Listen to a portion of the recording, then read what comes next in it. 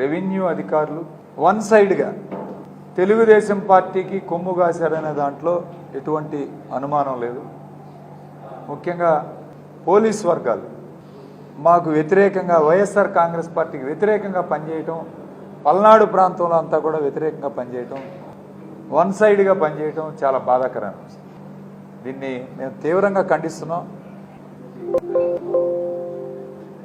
మమ్మల్ని ఏమో కాన్వాయ్గా మీరు 6 కార్లకు కూడా పర్మిషన్లు ఉన్నాయి. 6 కార్లు వేసుకొని కాన్వాయ్గా తిరుగుతున్నారని హౌస్ అరెస్ట్ కావాలి అని చెప్పి హౌస్ అరెస్ట్ 2 గంటలకు హౌస్ అరెస్ట్ చేయడం జరిగింది.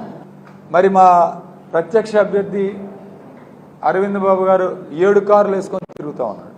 ఆయనకి ఎలక్షన్ కమిషన్ రూల్స్ ఏం పనిచేయవు.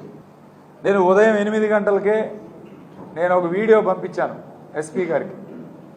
బయట నుంచి మరి వాళ్ళు ఎక్కడి నుంచి వచ్చారో మాకు తెలియదు, కానీ హిందీ మాట్లాడుతూ ఉన్నారు, బౌన్సర్లు ఉన్నారు, వాళ్ళందరినీ కారులో ఎక్కించుకున్నారు, కనీసం 100 మంది కారులో ఎక్కారు అని చెప్పి స్వయంగా నేను వీడియో కూడా పెట్టాను ఎస్పీ గారికి.